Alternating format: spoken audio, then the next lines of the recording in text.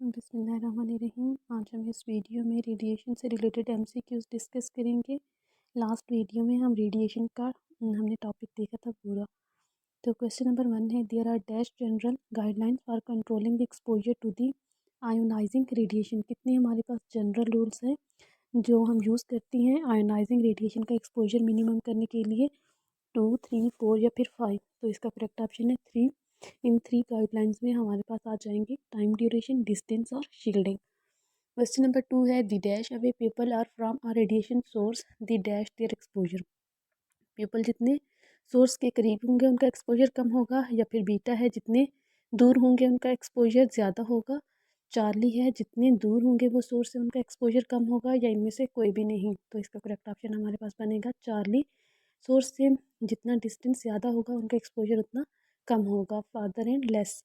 Question number 3 है, dash is the placement of an absorber between observer and radiation. अब हमने क्या किया, एक एब्जॉर्बर शील्ड भी प्लेस कर दी है। तो ये कौन सा हमारे पास जनरल गाइडलाइंस में से पॉइंट है? डिस्टेंस, टाइमिंग या फिर शील्डिंग? डेल्टा है आर। इसका करेक्ट ऑप्शन है शील्डिंग। क्वेश्चन नंबर 4 है, the amount of radiation exposure is dash to the distance. Radiation exposure का की जो अमाउंट है वो डिस्टेंस के डायरेक्टली प्रोपोर्शनल है। बीटा है इन्वर्सली प्रोपोर्शनल, चार्ली है directly proportional to the distance of square of the distance, और डेल्टा है inversely proportional to the distance of the square of the distance. तो इसका करेक्ट ऑप्शन है हमारे पास delta, inversely proportional to the distance of the square of the distance. Question number 5 है हमारे पास, there are all shielding devices except. इसमें से कौन सी शील्डिंग डिवाइस नहीं है? Alpha caps, lead glasses, beta में है थायराइड प्रोटेक्टर्स, चार्ली में है एप्रॉन्स और या फिर ग्लव्स, डेल्टा है नन। तो इसका करेक्ट ऑप्शन हमारे पास बनेगा डेल्टा, क्योंकि ये सारी ही हमारे पास शील्डिंग डिवाइसेस हैं जो हम रेडिएशंस के दौरान यूज़ करते हैं। क्वेश्चन नंबर 6 है, unit of radio activity. Unit of radio activity क्या है? रैड, सिवर्ट, क्यूरी या फिर रैम। अगर हम रैड, सिवर्ट और रैम की बात करें तो ये हमारे पास एब्जॉर्बेंट डोज होती है। ये डिफरेंट यूनिट हैं। इसमें से जो हमारे पास सिवर्ट यूनिट है वो एसआई है, और जो हमारे पास रैम है वो जीसीएस का यूनिट है। तो वो हमारे पास एब्जॉर्बेंट डोज के हो जाते हैं। अब हमसे यूनिट पूछा गया है रेडियो एक्टिविटी का, जिसका करेक्ट ऑप्शन है क्यूरी, चार्ली। क्वेश्चन नंबर 7 है, severity of electric shock depends upon. किस पे डिपेंड करती है इलेक्ट्रिक शॉक की सिविरिटी? अल्फा है amplitude of current, beta duration of current, Charlie frequency of current, delta direction of current, या फिर ई है आल। तो इसका करेक्ट ऑप्शन है हमारे पास ई आल, क्योंकि ये सारे ही सिविरिटी में पार्टिसिपेट करते हैं। क्वेश्चन नंबर 8 है, worst case is hand and left hand two feet as both of them passing through. जब भी इस तरह का होगा हमारे पास सर्कल बनेगा तो हार्ट से पास होगा करंट, लंग्स से होगा बोथ या फिर नन। तो लंग्स का हमें पता है वो दोनों साइड पे होता है, राइट और लेफ्ट। इसका करेक्ट ऑप्शन हमारे पास बनेगा हार्ट। क्वेश्चन नंबर 9 है, focus lies behind the mirror in. Behind the mirror focus किस में लाई करता है? कन्वेक्स मिरर में, कनकेव मिरर, बोथ या फिर नन। तो इसका करेक्ट ऑप्शन है हमारे पास अल्फा, कन्वेक्स मिरर में। क्वेश्चन नंबर 10 है, medical use of concave mirror are all except. इसमें से कौन सा यूज़ नहीं है कनकेव मिरर का? In laser, in microscope, in dentistry, use in magnifying glass. तो हमसे पूछा गया मेडिकल यूज़ इसमें से कौन सा नहीं है।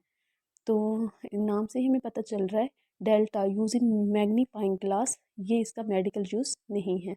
लेज़र, माइक्रोस्कोपी, डेंटिस्ट्री, ये तीनों मेडिकल यूजेस हैं। Question 11, which one is not a stage of house wiring. इसमें से कौन सी स्टेज हाउस वायरिंग की नहीं है? Underground stage, rough stage, electrical stage या फिर नन।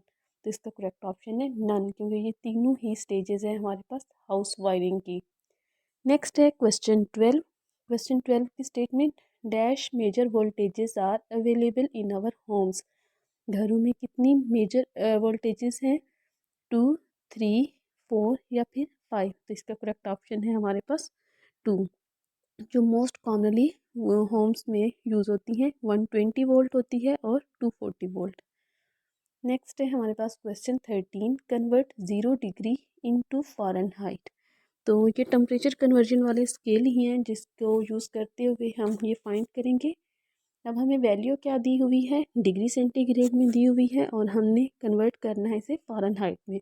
तो इसके लिए हमारे पास फार्मूला होता है degree centigrade is equal to 5 divided by 9 into Fahrenheit minus 32। इसमें अब फ़ारेनहाइट में डिग्री सेंटीग्रेड फ़ारेनहाइट में हमें करना है, तो इसमें हम जब वैल्यूज़ पुट करेंगे तो ये हमारे पास 0 हो जाएगा और इसका करेक्ट ऑप्शन आएगा 32। क्वेश्चन नंबर 14 है 74 Fahrenheit is equal to dash degree centigrade. अब फ़ारेनहाइट में वैल्यू दी हुई है और हमने कन्वर्ट करना है इसे डिग्री सेंटीग्रेड में। तो इसमें हम करेंगे Fahrenheit is equal to 9 divided by 5 और 5 डिवाइडेड बाय 9 करेंगे इनटू हमारे पास वही 74 आ जाएगा माइनस 32, क्योंकि 74 हमारे पास फ़ारेनहाइट में है। 5 डिवाइडेड बाय 9 आंसर आएगा हमारे पास 0.55 और फिर हम इसको मल्टीप्लाई करेंगे 42 के। 42 हमारे पास डिफरेंस आया है 74 माइनस 32 जो फार्मूले में ही था। तो जब इन दोनों को मल्टीप्लाई करेंगे आंसर आएगा हमारे पास 23.33। बीटा इसका करेक्ट ऑप्शन है। क्वेश्चन नंबर 15 है the selection of placement of electrode should be based on. Electrode की प्लेसमेंट किस पे बेस करती है, टाइप्स ऑफ इलेक्ट्रोड पे, साइज ऑफ इलेक्ट्रोड्स पे, spacing of electrodes, positioning of electrodes या फिर ऑल। तो इसका करेक्ट ऑप्शन है ऑल, क्योंकि इन सब पे ही सिलेक्शन प्लेसमेंट डिपेंड करती है। क्वेश्चन नंबर 16, को प्लानर। को का मतलब सेम होता है, प्लानर मतलब सेम प्लान। सेम प्लेन में हम पोजीशनिंग तब करते हैं इलेक्ट्रोड्स की, स्पाइन के केस में, शोल्डर जॉइंट के केस में, नी जॉइंट के केस में या फिर नन है। तो इसका करेक्ट ऑप्शन है हमारे पास स्पाइन। जब भी बैक का कोई इशू होता है तो हम को प्लानर पोजीशनिंग में इलेक्ट्रोड्स को यूज़ करते हैं। शोल्डर और नी जॉइंट में हम मोस्टली कॉन्ट्रा प्लानर यूज़ करते हैं। क्वेश्चन नंबर 17 है which one of the following is a physiological effect of short wave diathermy. इसमें से कौन सा फिजियोलॉजिकल इफेक्ट है शॉर्ट वेव डायथर्मी का। अल्फा है effect of heat on the sweat glands, beta है effect of heat on muscular tissues, Charlie है effect due to increased blood supply और डेल्टा है all. Sweat glands, muscular tissues, blood supply ये हमारे पास physiological components हैं, तो all इसका करेक्ट ऑप्शन होगा। क्वेश्चन नंबर 18 है alpha decay only occurs in. Alpha decay कब होता है, यूरेनियम से, थोरियम से, रेडियम से या फिर डेल्टा है ऑल। तो इसका करेक्ट ऑप्शन है हमारे पास डेल्टा ऑल, क्योंकि इन सब से ही अल्फा पार्टिकल हमें मिलता है। Question number 19, alpha particles have the penetration power. कल भी हमने एक स्लाइड में डिस्कस किया था अल्फ़ा बीटा और गैमा को, जब इन तीनों को कंपेयर किया था तो हमने देखा था अल्फ़ा की पेनिट्रेशन पावर सबसे कम थी और गैमा की सबसे ज़्यादा थी और इंटरमीडिएट में बीटा थे। तो अब alpha particle have penetration power least, इसका करेक्ट ऑप्शन होगा अल्फ़ा। अगर यहाँ पे हमारे पास होता गैमा पार्टिकल्स तो फिर हम ग्रेटर को करते टिक। क्वेश्चन नंबर 20 है a highly energetic helium nucleus which contains 2 protons and 2 neutrons। हम क्या कहेंगे इसे, alpha particle, beta particle, particle या फिर अल्फा। तो इसका करेक्ट ऑप्शन है अल्फा पार्टिकल। क्वेश्चन नंबर 21 है an unstable atomic nucleus with an excess of neutrons में अंडरगो। वो न्यूक्लियस जिसमें न्यूट्रॉन ज़्यादा होते हैं और वो अनस्टेबल होता है, कौन सा डीके करेगा, beta negative decay, beta positive decay, alpha decay या फिर नन। तो इसका करेक्ट ऑप्शन है हमारे पास अल्फा बीटा नेगेटिव डीके होगा। क्वेश्चन नंबर 22 है beta particles have a penetration power dash then the alpha particles. Beta particles की पेनिट्रेशन पावर अल्फा से क्या है, वही स्लाइड बीटा, अल्फा बीटा और गैमा पेनिट्रेशन पावर जो हमने कंपेयर की थी। तो बीटा पार्टिकल की पेनिट्रेशन पावर जो है वो अल्फ़ा से ज़्यादा है लेकिन गैमा से कम है। तो इसका करेक्ट ऑप्शन हमारे पास होगा greater alpha. Question number 23, following are the types of lens except. इसमें से कौन सी लेंस की टाइप नहीं है, biconvex, plano convex, plano concave या फिर यूनी कनकेव। तो इसका करेक्ट ऑप्शन है हमारे पास चार्ली यूनिकनकेव, ये लेंस की कोई टाइप नहीं है। Question 24, the lens which causes incident ray to converge at a point is known as convex or converging lens. अब ये जो हमारे पास इंसिडेंट्स रेज हैं, इनका पैटर्न क्या होता है, वो पैरेलल होती हैं, परपेंडिकुलर होती हैं, सिमिलर होती हैं या फिर डिफरेंट। तो इसका करेक्ट ऑप्शन है इंसिडेंट रेज हमेशा पैरेलल ट्रैवल करती हैं और फिर एक ही पॉइंट पे कन्वर्ज करती हैं। Question 25, an optical prism is a transparent optical element with flat polished surface that refract light, that reflect light, that diffract light या फिर नन ऑफ दिस। तो प्रिज्म हमें क्या कौन सा फिनोमिना शो करता है, रिफ्रैक्शन का। इसका करेक्ट ऑप्शन होगा अल्फा रिफ्रैक्ट लाइट। क्वेश्चन 26 है low TENS release. Low TENS की वजह से कौन से केमिकल रिलीज होते हैं, enkephalin, endorphin, both, cephalic and endorphin. तो 26 का करेक्ट ऑप्शन है हमारे पास चार्ली, बोथ। एनसेफ्लिन भी रिलीज होता है और एंडोर्फिन भी। क्वेश्चन 27 है high frequency TENS has intensity. High frequency TENS की क्या होती है intensity, 12 to 13 milli ampere, 12 to 30 milli ampere, 12 milli ampere, more than 30 milli ampere. तो इसका करेक्ट ऑप्शन है हमारे पास 12 to 30 milli ampere beta. Question 28 है the mechanism by which nociceptor fibres are prevented from passing on their message to the spinal cord.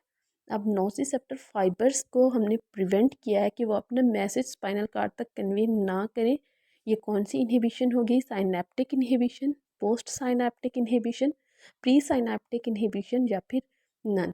और हम सबको पता है कि सेंसरी फाइबर्स जो होते हैं वो स्टिमुलस को रिसीव करते हैं रिसेप्टर से और लेकर जाते हैं स्पाइनल कार्ड तक, और वहाँ पे उनकी साइनाप्सिस होती है, जंक्शन बनता है। लेकिन उससे पहले पहले हम अगर इसको प्रिवेंट कर रहे हैं, आगे हम पास ही नहीं होने दे रहे, तो ये हमारे पास कौन सी बनेगी, प्री साइनेप्टिक इनहिबिशन बनेगी। बिफोर साइनाप्सिस ही हमने उसको इनहिबिट कर दिया है। पोस्ट तब होती अगर हम साइनाप्सिस के बाद उसे करते हैं, सिनेप्टिक होती है अगर हम जंक्शन पे ही इनहिबिट करते। 28 का करेक्ट ऑप्शन प्री सिनेप्टिक होगा। क्वेश्चन नंबर 29 है drugs used for iontophoresis can penetrate dash of skin thickness. Drugs जो हम एंटोफ्रोसिस में यूज़ करती हैं वो हमारी स्किन में कितनी थिकनेस तक पेनिट्रेट कर सकती हैं, 1 to 4 centimetre, 1 to 4 millimetre, 1 to 2 millimetre या फिर 1 to 2 सेंटीमीटर। तो इसका करेक्ट ऑप्शन है हमारे पास 1 to 4 millimetre. Question number 30, treatment for iontophoresis में लास्ट फॉर। एंटोफ्रोसिस में हमारा ट्रीटमेंट ड्यूरेशन क्या होता है, 15 to 30 minutes, 10 to 15 minutes, 10 to 30 minutes या फिर 15 to 20 मिनट्स। तो इसका करेक्ट ऑप्शन है हमारे पास डेल्टा, 15 to 20 मिनट्स तक हम तकरीबन एंटोफ्रोसिस का ट्रीटमेंट देते हैं। क्वेश्चन 31 है डिसएडवांटेज एसोसिएटेड विद एंटोफ्रोसिस। एंटोफ्रोसिस का डिसएडवांटेज कौन सा है इनमें से, इलेक्ट्रिकल बर्न होता है, केमिकल बर्न, इलेक्ट्रोकेमिकल बर्न या फिर इलेक्ट्रिक शॉक। तो इसका करेक्ट ऑप्शन है हमारे पास केमिकल बर्न, क्योंकि ये आयंस जो होते हैं वो केमिकल में होते हैं, केमिकल बर्न के इसमें चांसेस है। Question number 32, which one of the following not used for iontophoresis. इसमें से कौन सा एंटोफ्रोसिस पर्पस के लिए यूज़ नहीं होता, फ्लोराइड्स, ओपियाइड्स, सीडेटिव्स या फिर लोकल एनेस्थेटिक्स। तो इसका करेक्ट ऑप्शन है सीडेटिव। सीडेटिव्स को हम एंटोफ्रोसिस पर्पस के लिए यूज़ नहीं कर सकते। Question 33, hyperhidrosis can be treated with. Hyperhidrosis condition होती है जिसमें स्वेट ग्लैंड्स की ओवर एक्टिविटी होती है, एक्सेस स्वेटिंग होती है। तो इस कंडीशन को हम ट्रीट कैसे करते हैं, पॉजिटिव ड्रग से, नेगेटिव ड्रग से, positive tap water, negative tap water, positive and negative tap water. तो इसका करेक्ट ऑप्शन है E, positive and negative tap water दोनों ही इस पर्पस के लिए यूज़ किए जाते हैं और ये हम एंटोफ्रोसिस के थ्रू करते हैं। क्वेश्चन 34 है which one of the following आइन डज हैज़ स्क्लेरोलाइटिक फंक्शन। इसमें से किस आयन का स्क्लेरोलाइटिक फंक्शन है। स्क्लेरोसिस हमें पता है हार्डनिंग को कहते हैं, लाइटिक ब्रेकडाउन को कहते हैं।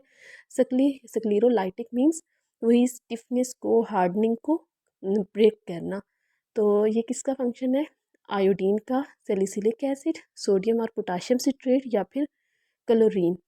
तो इसका करेक्ट ऑप्शन है sodium and potassium citrate. Sodium और पोटाशियम सिट्रेट को हम इस पर्पस के लिए यूज़ नहीं करते। बाकी आयोडीन है, सैलिसिलिक एसिड है या क्लोरीन है, ये तीनों ही स्क्लेरोलाइटिक एजेंट्स हैं। क्वेश्चन 35 है, pain is dash sensation. Pain कौन सी सेंसेशन है? अनप्लेजेंट, प्लेजेंट, अनडिस्टर्ब, चार्ली है अनप्लेजेंट अनडिस्टर्ब, डेल्टा है अनप्लेजेंट एंड डिस्टर्ब। तो इसका करेक्ट ऑप्शन है अनप्लेजेंट एंड डिस्टर्ब सेंसेशन को हम पेन कहते हैं। क्वेश्चन 36 है, टेंस स्टैंड्स फॉर। टेंस की फुल फॉर्म क्या है? Transverse electrical nerve stimulation, beta है transcutaneous electrical nerve and muscle stimulation, Charlie है ट्रांसक्यूटेनियस इलेक्ट्रिकल नर्व सिस्टम और डेल्टा है ट्रांसक्यूटेनियस इलेक्ट्रिकल नर्व स्टिमुलेशन। इसका करेक्ट ऑप्शन डेल्टा ही बनेगा, transcutaneous electrical nerve stimulation TENS की फुल फॉर्म है। Question 37, EMF is directly proportional to the rate of change of magnetic flux। तो ये कौन सा लॉ है हमारे पास?